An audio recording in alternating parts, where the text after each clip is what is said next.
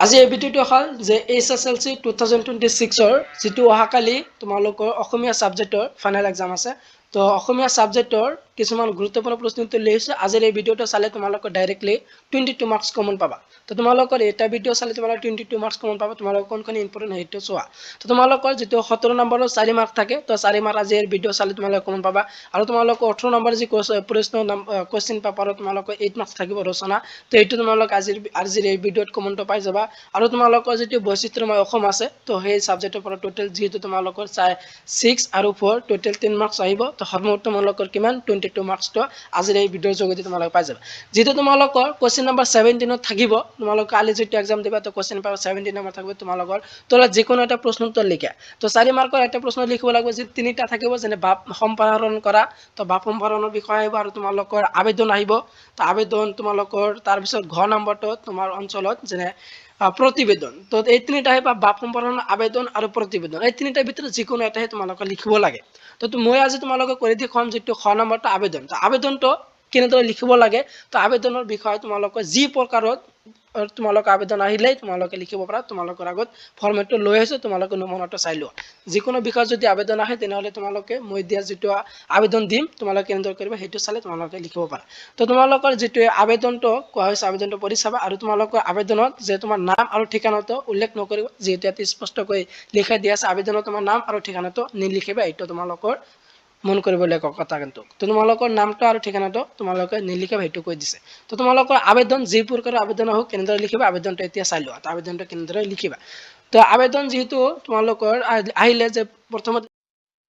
তেতিয়া তোমালোকে চোৱা আবেদনটো নমুনাটো তো আবেদনৰ ফৰ্মেটটো চাই লোৱা যে তল আবেদনৰ নমুনা দিয়া হ'ল যে তোমালোকৰ যি প্ৰকাৰৰ আবেদন আহিলে তোমালোকে কেনেদৰে লিখিবা যে প্ৰথমত প্ৰতি তাৰ পিছত লিখিবা যে যাক লিখিব তেওঁৰ পদবী তো যাৰ বিষয় আহিব তো হেটো লিখিবা যে যাক লিখিবা তেওঁৰ পদবী ধৰক যেনে প্ৰধান শিক্ষক পৰিচালক বা শাখা প্ৰবন্ধক যেহেতু মই এইটো ফৰ্মেটত দিছো যে যি প্ৰকাৰৰ আবেদন আহিলে তোমালোকে এই ফৰ্মেটত লিখিলে তোমালোকৰ শুদ্ধ হৈ যাব তোমালোকে ফোৰ মাৰ্কসটো পাই যাবা তো তোমালোকৰ যে যেহেতু SSLC এক্সামিনেশনৰ যেটো প্ৰধান শিক্ষক লৈ ম্যাক্সিমাম আহে তো তোমালোকে লিখিবা প্ৰতি প্ৰধান শিক্ষক তাৰ পিছত তোমালোকে লিখিবা প্ৰতিষ্ঠানৰ নাম আৰু ঠিকনা যেটো তোমালোক প্ৰতিষ্ঠানৰ নাম আৰু ঠিকনাটো ইয়াত লিখিবলৈ কৈছে আৰু তোমালোক কোৱেশ্চনত যেটো তোমালোকে তাত লিখা দিয়া আছে যে প্ৰতিষ্ঠানৰ নাম আৰু ঠিকনা লিখিবলৈ তোমালোকে লিখিব নালাগে হেতু তোমালোক কৈ দিয়া আছে তো তোমালোক প্ৰতিষ্ঠানৰ নামটো কেনে লিখিবা যে ডট ডট তোমালোকৰ স্কুল এনেদৰে লিখিবা যে ডট ডট স্কুল আৰু তোমালোকৰ ঠিকনাটো কি অসম বুলি লিখি এৰি যাবা তো এইটো হে প্ৰতিষ্ঠানৰ নাম আৰু ঠিকনা এইখিনি লিখিলে হ'ল তাৰ পিছত তোমালোকৰ এইফালে লিখিবা তোমালোকৰ তাৰিখ তো তাৰিখটো যেটো তোমালোকে দিব লাগিব তাৰিখটো লিখিবা আজিৰ তাৰিখ তো তোমালোকৰ যিদিনা তোমালোকৰ এইটো লিখিবা আবেদনটো যেহেতু কালি তোমালোকে লিখিবা কালি যেহেতু ফাইনাল এক্সাম আছে তো কালি ডেটটো তোমালোকে দি দিবা তাৰ পিছত তোমালোকে লিখিবা বিষয় তো বিষয়টো লিখিব তো বিষয়টো এনেদৰে লিখিবা যে আবেদনৰ মূল কাৰণটো ইয়াত লিখক তো আবেদন কিহৰ ওপৰত আহিছে মূল কাৰণটো কি আছিল হেতু তোমালোকে বিষয়টো তোমালোকে লিখি তাৰ পিছত সন্দৰ্ভত আবেদন এইখিনি লিখি দিবা তো এইখিনি লিখাৰ পিছত তোমালোকে লিখিবা যে মহোদয় বা মহোদয়াৰ পিছত তোমালোক সন্মানপূৰ্বক বিনীত নিবেদন এই যে মই আপোনাৰ প্ৰতিষ্ঠানৰ এজন ছাত্ৰ বা কৰ্মচাৰী বা গ্ৰাহক যেটো মই এনেদৰে ফৰ্মেটটো তোমালোকে দি দিছো যে যি প্ৰকাৰৰ আবেদন আহিলে তোমালোকে এইটো লিখিলে তোমালোক সম্পূৰ্ণ মাৰ্কসটো পাবা তো তাৰ কাৰণে তোমালোকে লিখিবা যেহেতু তোমালোকৰ ছাত্ৰ ছাত্ৰী হয় তেনেহলে তোমালোকে সন্মানপূৰ্বক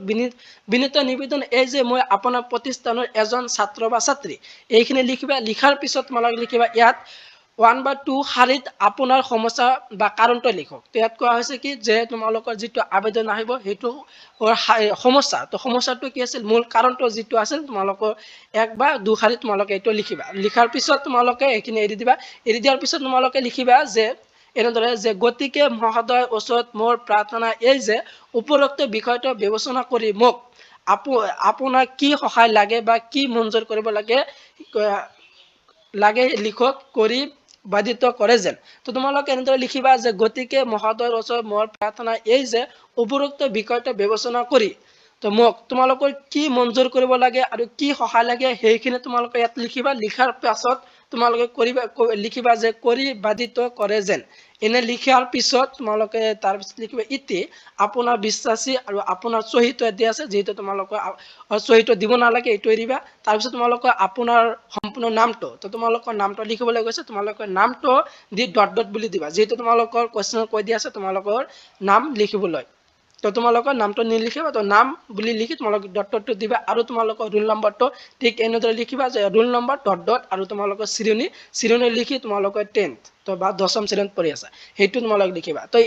এই ধৰণৰ তোমালোকৰ যেটো ফৰমেটটো আছিল আবেদনৰ তো মই যেনেকৈ ক'লো তো তোমালোকে এনেদৰে লিখিলে তোমালোকৰ যেটো 4 মাৰ্কছ আছিল আবেদনৰ সম্পূৰ্ণ তোমালোকে 4 মাৰ্কছটো পাই যাবা তো তোমালোকে এনেদৰে লিখি দিবা তাৰ পিছত আহা যে তোমালোকৰ যে নেক্সট তোমালোকৰ 18 নম্বৰ প্ৰশ্ন দেখিবলৈ পাবা যে তলত যিকোনো এটা বিষয়ৰ ওপৰত ৰচনা লিখা যেটো তোমালোকৰ এখন ৰচনা আহিব 18 নম্বৰ কোৱেশ্চনত থাকিব 8 মাৰ্কছৰ তো ৰচনাটো কোনটো ইম্পৰ্টেন্ট হয় তোমালোকৰ তোমাৰ প্ৰিয় গ্ৰন্থ এইটো ইম্পৰ্টেন্ট আছে কালি এক্সামিনেশ্যন আৰু বিজ্ঞাপনৰ অৱদান এই দুটা শিকিবা আৰু তোমালোকৰ কেইটামান ইম্পৰ্টেন্ট ৰচনা দিছো এই ভিডিওটো তোমালোকে চাই লবা তো এইটো চালে এই দুটা চালে আৰু এই ভিডিওটো চালে তোমালোকে 8 মাৰ্কছটো ৰচনাটো কমন পাই যাবা এই ভিডিওৰ ডেসক্ৰিপচনৰ লিংকটো দিয়া আছে তাৰ পৰা তোমালোকে চাই লবা তো ৰচনাটো তোমালোকে কমন পাই যাবা এই ভিডিওটোৰ পৰা তোমালোকে 8 মাৰ্কছ পালা আৰু তোমালোকৰ আবেদনটো পাই গলা তাৰ পিছত আহা যে তোমালোকৰ যেটো কিমান নম্বৰ প্ৰশ্ন থাকিব তোমালোকৰ 19 নম্বৰ বা 19 নম্বৰ যিখন প্ৰশ্ন থাকিব কি কোৱা থাকিব এনেদৰে থাকিব যে বৈচিত্ৰ্যময় অসম নামৰ দ্ৰুত পাঠত সন্নিৱিষ্ট অসমৰ যিকোনো দুটা জনগোষ্ঠী বিশেষভাৱে বনংগীৰ যোগোৱা এজনকৈ ব্যক্তিৰ বিষয়ে সমতকা লিখা তো তোমালোকৰ যেনে বৈচিত্ৰ্যময় অসমৰ